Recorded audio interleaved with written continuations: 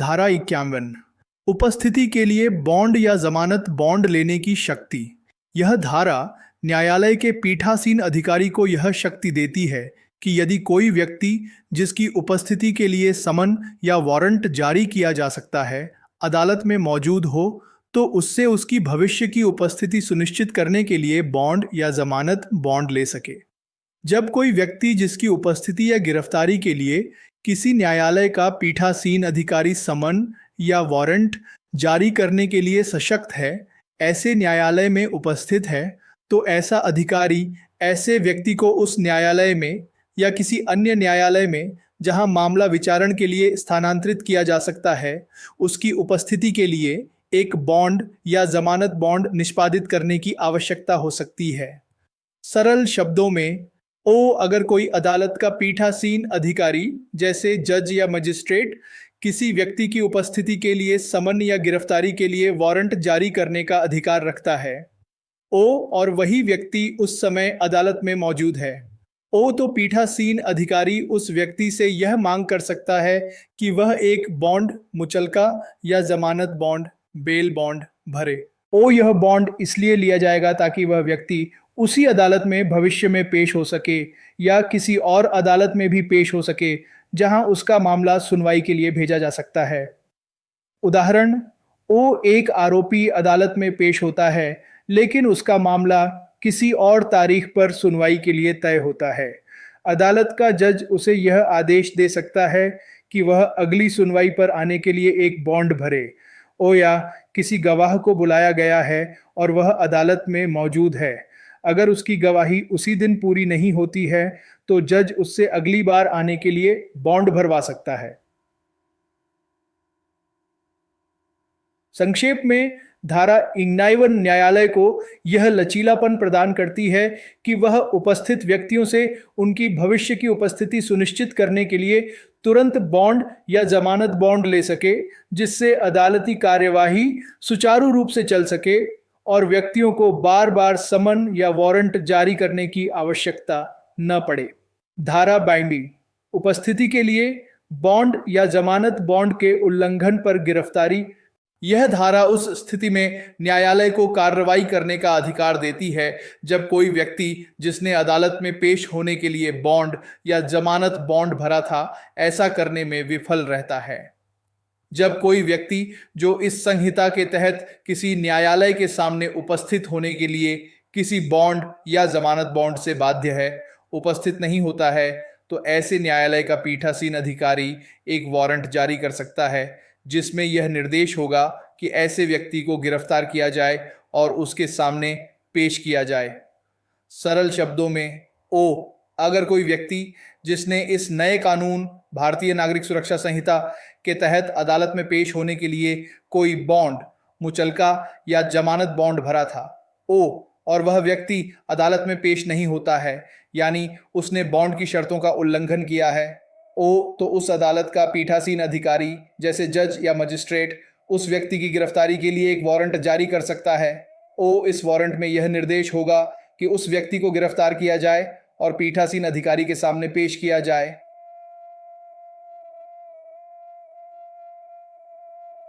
संक्षेप में, धारा 52 में उन व्यक्तियों पर कानूनी कार्रवाई सुनिश्चित करती है जो न्यायालय में अपनी उपस्थिति के लिए दिए गए बॉन्ड या जमानत बॉन्ड का सम्मान नहीं करते हैं। यह न्यायालय को ऐसे व्यक्तियों को गिरफ्तार करने और उन्हें उसके सामने पेश करने के लिए वारंट जारी करने का अधिकार देती है, जिससे न्यायिक प्रक्रिया की पवित्रता और प्रभावशीलता बनी रहे। धारा 43 इस अध्याय के प्रावधान समन और गिरफ्तारी वारंट पर सामान्यतः लागू होंगे। यह धारा एक सामान्य नियम स्थापित करती है कि इस अध्याय 66 में समन और गिरफ्तारी वारंट से संबंधित सभी नियम इस नई संहिता के तहत जारी किए गए हर समन और हर गिरफ्तारी वारंट पर लागू होंगे। इस अध्याय में समन और वारंट और उनके जारी करने, तामील करने और निष्पादन से संबंधित प्रावधान जहां तक संभव हो इस संहिता के तहत जारी किए गए प्रत्येक समन और प्रत्येक गिरफ्तारी वारंट पर लागू होंगे। सरल शब्दों में, इस अध्याय यानी अध्याय 6 में समन और गिरफ्तारी वारंट से जुड़े जितने भी नियम और प्रावधान दिए गए हैं जैसे उनका प्रारूप, कैसे जारी होंगे, कैसे भेजे जाएंगे और कैसे उन पर कार्रवाई होगी। ओ वे सभी नियम जहां तक मुमकिन हो भारतीय नागरिक सुरक्षा संहिता के तहत जारी किए गए हर समन और हर गिरफ्तारी वारंट पर लागू होंगे। ओ इसका मतलब यह है कि इस अध्याय के नियम सामान्य दिशा निर्देश के रूप में कार्य करते हैं जब तक कि किसी विशिष्ट स्थिति के लिए कोई अलग या विशेष प्रावधान न हो। संक्षेप में धारा 23 एक स्पष्टता प्रदान करती है कि अध्याय 3 में समन और गिरफ्तारी वारंट के संबंध में वर्णित सभी प्रक्रियाएं और शर्तें इस भारतीय नागरिक सुरक्षा संहिता के तहत जारी होने वाले हर समन और वारंट पर डिफॉल्ट रूप से लागू होंगी। यह सुनिश्चित करता है कि इन कानूनी उपकरणों के उपयोग में एकरूपता और मानकीकरण हो। धारा 54 दस्तावेज या अन्य चीज पेश करने के लिए समन। यह धारा न्यायालय या पुलिस स्टेशन के प्रभारी अधिकारी को किसी जांच, पूछताछ, विचारण या अन्य कार्यवाही के लिए दस्तावेज, इलेक्ट्रॉनिक संचार या अन्य चीजों को पेश करने का आदेश देने की शक्ति देती है। एक, जब भी किसी न्यायालय या किसी पुलिस स्टेशन के प्रभारी अधिकारी को यह लगता है कि किसी जांच, पूछताछ, विचारण या इस संहिता के तहत किसी अन्य कार्यवाही के प्रयोजनों के लिए किसी दस्तावेज, इलेक्ट्रॉनिक संचार जिसमें डिजिटल साक्ष्य होने की संभावना वाले संचार उपकरण शामिल हैं या अन्य चीज का उत्पादन, प्रोडक्शन आवश्यक या वांछनीय है, तो ऐसा न्यायालय एक समन जारी कर सकता है या ऐसा अधिकारी एक लिखित आदेश द्वारा, चाहे भौतिक रूप में हो या इलेक्ट्रॉनिक रूप में, उस व्यक्ति को जिसके कब्जे या शक्ति में ऐसा दस्तावेज या चीज होने का विश्वास है, उपस्थित होने और उसे पेश करने या उसे समन या आदेश में बताए गए समय और स्थान पर पेश करने की आवश्यकता हो सकती है। सरल शब्दों में, अगर किसी अदालत, कोर्ट को या पुलिस स्टेशन के प्रभारी अधिकारी, officer in charge of a police station को यह लगता है कि किसी जांच, इन्वेस्टिगेशन, पूछताछ, इंक्वायरी, विचारण, ट्रायल या इस नए कानून के तहत किसी और कानूनी कार्यवाही के लिए किसी चीज की जरूरत है। ये चीजें हो सकती हैं कोई दस्तावेज, डॉक्यूमेंट, इलेक्ट्रॉनिक संचार, इलेक्ट्रॉनिक कम्युनिकेशन जैसे चैट, ईमेल जिसमें संचार उपकरण, कम्युनिकेशन डिवाइसेस भी शामिल हैं जैसे मोबाइल फोन, कंप्यूटर जिनमें डिजिटल सबूत हो सकते हैं, या कोई अन्य चीज। और अगर यह चीज जरूरी या उपयोगी लगती है, तो अदालत समन जारी कर सकती है। या पुलिस स्टेशन का प्रभारी अधिकारी एक लिखित आदेश जारी कर सकता है। यह आदेश कागज पर या इलेक्ट्रॉनिक रूप में हो सकता है। यह समन आदेश उस व्यक्ति को दिया जाएगा जिसके पास माना जाता है कि वह दस्तावेज या चीज है। उस व्यक्ति को यह निर्देश दिया जाएगा कि वह खुद उपस्थित होकर उस चीज को पेश करे या केवल उस चीज को समन आदेश में बताए गए समय और स्थान पर पेश करे। 2. इस धारा के तहत केवल एक दस्तावेज या अन्य चीज पेश करने के लिए आवश्यक किसी भी व्यक्ति को यह माना जाएगा कि उसने अनुरोध का पालन कर लिया है, यदि वह स्वयं व्यक्तिगत रूप से उपस्थित होकर उसे पेश करने के बजाय ऐसी दस्तावेज या चीज को पेश करवाता है। सरल शब्दों में, अगर किसी व्यक्ति को इस धारा के तहत केवल कोई दस्तावेज या अन्य चीज पेश करने के लिए कहा गया है, न कि गवाही देने के लिए, तो उसे खुद अदालत या पुलिस के सामने आने की जरूरत नहीं है अगर वह किसी और के माध्यम से या किसी और तरीके से उस दस्तावेज या चीज को पेश करवा देता है। ऐसा माना जाएगा कि उसने आदेश का पालन कर लिया है। 3. इस धारा में कुछ भी निम्न को प्रभावित करने वाला नहीं माना जाएगा। सरल शब्दों में, इस धारा के प्रावधानों का असर इन पर नहीं पड़ेगा। भारतीय साक्ष्य अधिनियम 2023 की धारा 129 और 130 या बैंकर्स बुक्स एविडेंस एक्ट 1891 का 13, या भारतीय साक्ष्य अधिनियम 2023 की धारा 129 जो कानूनी सलाह के संचार की गोपनीयता से संबंधित है, और 130 जो किसी व्यक्ति के कानूनी दस्तावेज पेश करने से संबंधित है। साथ ही बैंकर्स बुक्स एविडेंस एक्ट 1851 जो बैंकों के खातों की किताबों से संबंधित सबूतों के बारे में है। ये कानून जैसे हैं वैसे ही रहेंगे और इस धारा से प्रभावित नहीं होंगे। इसका मतलब है कि इन धाराओं के तहत जो सुरक्षा या प्रक्रियाएं हैं वे जारी रहेंगी। एक पत्र पोस्ट कार्ड या अन्य दस्तावेज या कोई पार्सल या चीज जो डाक प्राधिकरण की हिरासत में है। ओ कोई भी डाक से संबंधित वस्तु जैसे पत्र, पोस्ट कार्ड, पार्सल जो डाक विभाग, पोस्टल अथॉरिटी की हिरासत में है, उस पर यह धारा लागू नहीं होगी। ऐसी चीजों को पेश करवाने के लिए अलग कानूनी प्रक्रियाएं होती हैं। संक्षेप में, धारा 34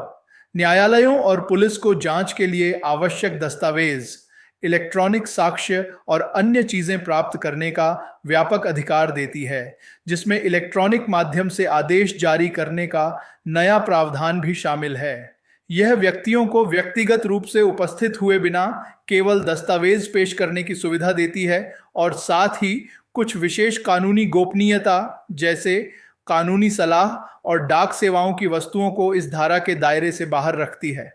धारा 95 पत्रों के संबंध में प्रक्रिया। यह धारा उस विशेष प्रक्रिया का वर्णन करती है जिसका पालन तब किया जाता है जब किसी जांच, पूछताछ, विचारण या अन्य कानूनी कार्यवाही के लिए डाक प्राधिकरण, पोस्टल अथॉरिटी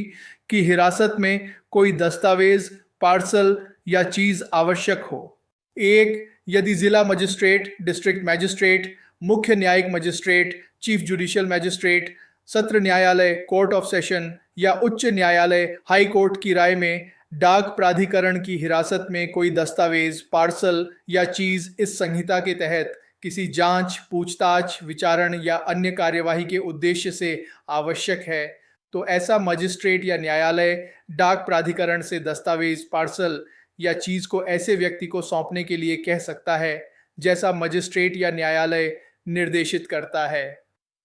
सरल शब्दों में, अगर जिला मजिस्ट्रेट, मुख्य न्यायिक मजिस्ट्रेट, सत्र न्यायालय या उच्च न्यायालय को यह लगता है कि डाक विभाग, पोस्टल अथॉरिटी के पास कोई दस्तावेज, पार्सल या कोई अन्य चीज है और वह चीज किसी जांच, पूछताछ, विचारण या इस नए कानून के तहत किसी अन्य कानूनी कार्यवाही के लिए जरूरी है, तो ये मजिस्ट्रेट या न्यायालय डाक विभाग से यह मांग कर सकते हैं कि वे उस दस्तावेज, पार्सल या चीज को उस व्यक्ति को दे दें जिसे मजिस्ट्रेट या न्यायालय निर्देशित करता है, जैसे पुलिस अधिकारी, जांच अधिकारी या अदालत का क्लर्क। 2. यदि किसी अन्य मजिस्ट्रेट, चाहे वह कार्यकारी एग्जीक्यूटिव्स हो या न्यायिक जुडिशियल या किसी पुलिस आयुक्त, कमिश्नर ऑफ पुलिस या जिला पुलिस अधीक्षक, डिस्ट्रिक्ट सुपरिंटेंडेंट ऑफ पुलिस की राय में ऐसी कोई दस्तावेज, पार्सल या चीज ऐसे किसी उद्देश्य के लिए आवश्यक है, तो वह डाक प्राधिकरण से ऐसी दस्तावेज, पार्सल या चीज की तलाश करवाने और उसे उपधारा 1 के तहत जिला मजिस्ट्रेट, मुख्य न्यायिक मजिस्ट्रेट या न्यायालय के आदेश लंबित रहने तक हिरासत में रखने के लिए कह सकता है। सरल शब्दों में, अगर किसी अन्य मजिस्ट्रेट, चाहे वह कार्यकारी हो या न्यायिक या पुलिस आयुक्त या जिला पुलिस अधीक्षक को यह लगता है कि डाक विभाग के पास कोई ऐसी चीज है जो किसी जांच आदि के लिए जरूरी है, तो ये अधिकारी डाक विभाग से ये कह सकते हैं कि वे उस दस्तावेज, पार्सल या चीज को खोजें और उसे रोक कर रखें, हिरासत में रखें। ऐसा तब तक किया जाएगा जब तक उपधारा 1 में बताए गए वरिष्ठ अधिकारी, जिला मजिस्ट्रेट, मुख्य न्यायिक मजिस्ट्रेट, सत्र न्यायालय या उच्च न्यायालय का आदेश नहीं आ जाता। यह प्रावधान यह सुनिश्चित करता है कि सबूत नष्ट न हो और उन्हें औपचारिक आदेश आने तक सुरक्षित रखा जा सके। संक्षेप में, धारा 95 डाक विभाग की हिरासत में मौजूद महत्वपूर्ण सबूतों तक पहुंच के लिए एक विधायी तंत्र प्रदान करती है। यह उपधारा 1 में वरिष्ठ न्यायिक अधिकारियों को सीधे उन वस्तुओं को प्राप्त करने का अधिकार देती है, जबकि उपधारा 2 में अन्य अधिकारियों को तत्काल आवश्यकता होने पर उन वस्तुओं को तब तक रोके रखने का अधिकार देती है जब तक वरिष्ठ अधिकारियों से अंतिम आदेश प्राप्त न हो जाए। यह न्याय प्रशासन में आवश्यक साक्ष्य की सुरक्षा और उपलब्धता सुनिश्चित करती है।